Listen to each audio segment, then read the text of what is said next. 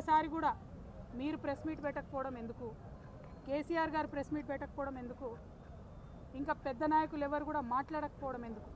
అంటే ఆనాడేమో నేను ఒంటరిగా ఫేస్ చేసుకోవాలి, పార్టీ సోషల్ మీడియా కనీసం సపోర్ట్ చేయదు. ఆనాడు బీజేపీ సోషల్ మీడియా అంతా నేను అత్యంత పవిత్రంగా 9 రోజులు అన్నం మెతుకు తినకుండా బతుకమ్మ చేసే వ్యక్తిని నేను. అత్యంత పవిత్రంగా నేను బతుకమ్మ ఎత్తుకొని ఈ జాతి సంస్కృతిని చాటి చెప్పినటువంటి బిడ్డను నేను. ఆ బతుకమ్మ ప్లేస్లో లిక్కర్ బాటిల్ పెడితే బీఆర్ఎస్ పార్టీ సోషల్ మీడియా ఆనాడు ఏమైంది? మీరు ఆనాడే ఎదుర్కొని ఉంటే ఈ గతి పట్టేదా బీఆర్ఎస్ పార్టీకి? బీఆర్ఎస్ పార్టీ అసెంబ్లీ ఎన్నికల్లో ఓడిపోవడానికి నేను కారణమా? ఒక్కసారి ప్రజలు కూడా రివైండ్ బటన్ దయచేసి నా కోసం ప్రెస్ చేసి ఆలోచన చేయాలి. ఆనాడు ఉన్న అంశాలు ఏంటిది? ఇండ్లు ఇవ్వలేదన్న అంశం, ఉద్యోగాలు ఇవ్వలేదన్న అంశం, దోపిడీదారులకు టికెట్లు మార్చమని ఎంతమంది మొత్తుకున్నా మార్చకుండా వాళ్ళనే మళ్ళీ ప్రజల మీద రుద్దాలనేటటువంటి చేసిన ప్రయత్నం, ఈ అంశాలు కాదా ఆనాడు చర్చలో ఉన్నాయి? అన్నిటికన్నా ఎక్కువ అహంకారం అనేటటువంటి అంశం కాదా చర్చలో ఉన్నది? ఇవాళ వచ్చినటువంటి తీర్పుని మీకు అనుగుణంగా మలుచుకొని బీఆర్ఎస్ పార్టీ ఓటమిని నా మెడలో వేయాలని చూస్తున్నారు. ఇది కరెక్ట్ కాదు కేటీఆర్ గారు. మీరు ప్రజలకు జవాబుదారీగా ఉండాలి. You are living in a denial my dear brother. accept the fact, understand what has happened during that election, take steps accordingly, fight it out in people, do not blame me for this. Whereas the party supported me 3 years of the cases, did party social media support me? ఇవాళ పొద్దున్న నుండి సన్నాయి నొక్కులు నొక్కుతున్నారు. పెంపకానికి వచ్చిన court తీర్ప ఏందో అడ్డమైన రాతలు నేను ఆ సోషల్ మీడియా చూడను. దీనివల్లే బీఆర్ఎస్ ఓడిపోయింది అంటున్నారు. మరి ఎందుకు మాట్లాడలే? నేను పార్టీ కోసం కాదా జైలుకు పోయింది? మీకు తెలియదా ఏం జరిగిందో వెనకాల? నా మెడలో పార్టీ ఓటమిని వేయాలని చూస్తే ప్రజలు కూడా హర్షించరు. ఇవాళ నేను కోరేది ఒక్కటే, నిజాలు చెప్పండి దయచేసి. నేను ఆనాడు నిజమే చెప్పి నాకు సంబంధం లేదని ఇవాళ న్యాయస్థానం కూడా నా నిజాన్ని సమర్థించింది. రేపు 2 నెలల్లో నేను కొత్త పార్టీ పెట్టబోతా ఉన్నా. ఆ దేవుడు ఆశీర్వాదంగానే ఇవాళ తీర్పు వచ్చిందని చెప్పి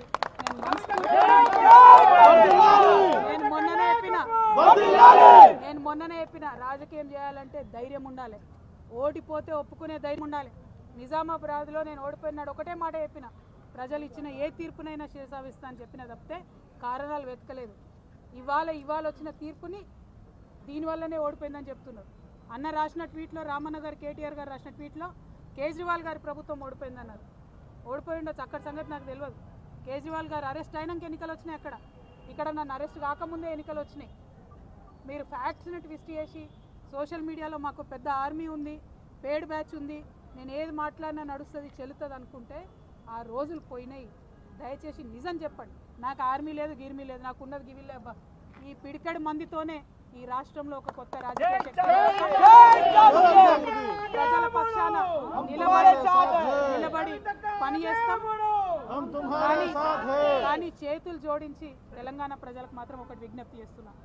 ఒక ఆడబిడ్డ కష్టంలో ఉన్నప్పుడు అడ్డమైన పేర్లు పెట్టి, అడ్డమైన టైటిల్స్ పెట్టి, సోషల్ మీడియాలో నాలుకకు ఎంత వస్తే అంత మాట్లాడినటువంటి అడ్డగాడిదలు మాత్రం సమయం వచ్చినప్పుడు బుద్ధి చెప్పాలని ప్రార్థన చేస్తూ మీ అందరి దగ్గర సెలవు తీసుకుంటున్నా.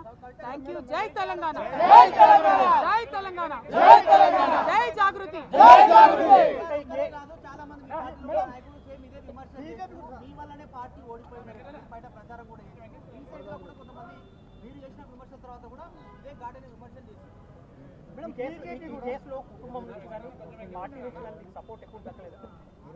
మేడం బీజేపీ కూడా కవిత బయట ఉన్న ఒకటే, లోన ఉన్న ఒకటే, దానివల్ల ప్రయోజనం లేదు అనేది ఒకటి. రెండో అంశం ఏంటంటే కేటీఆర్ ఏ అంశం అయితే లేవనెత్తిందో బీజేపీ కూడా సేమ్ అదే అంశాన్ని లేవనెత్తుతున్నారు. ఇది ఆధారాలు లేకపోవడము, కోర్టు చెప్పడము, చెప్పినంత మాత్రాన నిర్దోషి కాదు, ముందుంది ముసళ్ళ పండుగ అనేది కూడా బీజేపీ చెప్తారు. బీజేపీ బీఆర్ఎస్ ఒకటి అనడానికి అంతకన్నా నిదర్శనం ఏం లేదు.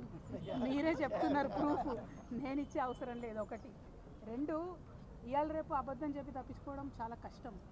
ఇదే బీఆర్ఎస్ పార్టీ సోషల్ మీడియా నా మీద ఎప్పుడైతే భారతీయ జనతా పార్టీ ప్రభుత్వం కేసు పెట్టిందో ఆనాడు రెస్పాన్స్ ఎట్లుందో చూడండి ఒకసారి దయచేసి. నేను చెప్పేది ఏం లేదు కదా, సపోర్ట్ చేసిందా చేయలేదన్నది మీకే తెలుస్తుంది.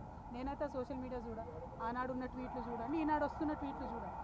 ఒక పార్టీ ఓటమికి ఎందుకు గురైందని నిష్పక్షపాతంగా, నీతివంతంగా ఆత్మవిమర్శ చేసుకుంటే ప్రజలకు మంచి జరుగుతుంది. అట్లా కాదు ఒక వ్యక్తి ద్వారా ఓడిపోయిందంటే మరి అంత వీక్ ఉందా బీఆర్ఎస్ పార్టీ? కేవలం నేను తప్పు చేస్తే ఓడిపోతుందా? అంటే అసలు ఓటమి నా మెడలో వేయాలని ఈ తాపత్రయం ఎందుకు?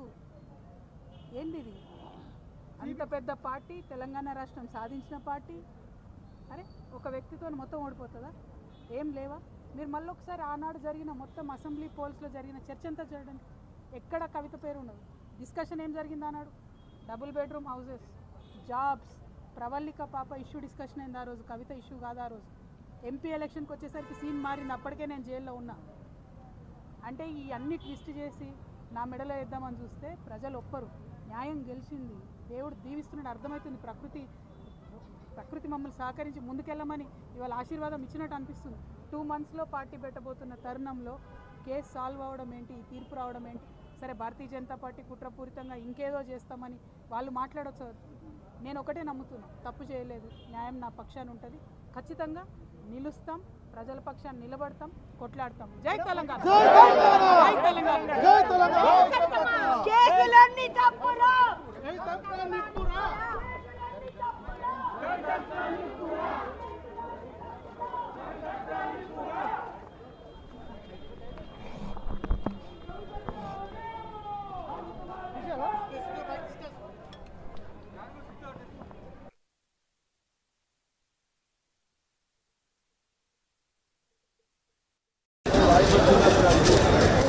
ఇవాళ మీరు ఏదైతే ట్వీట్ చేసిండ్రో అది నిజమే అయితే నేను జైలుకి వెళ్ళేంత వరకు కూడా ఒక్కసారి కూడా మీరు ప్రెస్ మీట్ పెట్టకపోవడం ఎందుకు, కేసీఆర్ గారు ప్రెస్ మీట్ పెట్టకపోవడం ఎందుకు, ఇంకా పెద్ద నాయకులు ఎవరు కూడా మాట్లాడకపోవడం ఎందుకు?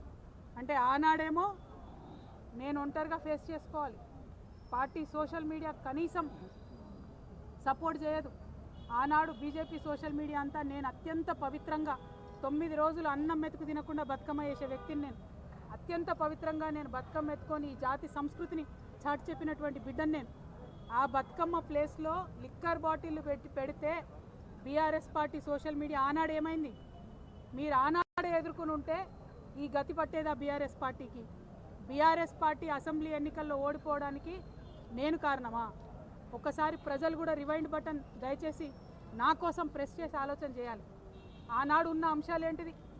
ఇండ్లు ఇవ్వలేదన్న అంశం, ఉద్యోగాలు ఇవ్వలేదన్న అంశం, దోపిడీదారులకు టికెట్లు మార్చమని ఎంతమంది మొత్తుకున్నా మార్చకుండా వాళ్ళనే మళ్ళీ ప్రజల మీద రుద్దాలనేటటువంటి చేసిన ప్రయత్నం, ఈ అంశాలు కదా ఆనాడు చర్చలో ఉన్నాయి. అన్నిటికన్నా ఎక్కువ అహంకారం అనేటటువంటి అంశం కాదా చర్చలో ఉన్నది?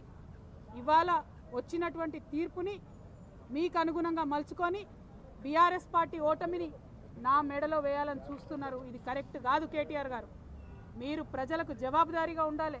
You are living in a denial my dear brother. accept the fact, understand what has happened during that election, take steps accordingly, fight it out in people, do not blame me for this. Whereas the party supported me 3 years of the cases, did party social media support me? ఇవాళ పొద్దున్న నుండి సన్నాయి నొక్కులు నొక్కుతున్నారు. పెంపకానికి వచ్చిన court తీర్ప ఏందో అడ్డమైన రాతలు నేను ఆ సోషల్ మీడియా చూడను. దీనివల్లే బీఆర్ఎస్ ఓడిపోయింది అంటున్నారు. మరి ఎందుకు మాట్లాడలే? నేను పార్టీ కోసం కాదా జైలుకి పోయింది? మీకు తెలియదా ఏం జరిగిందో వెనకాల?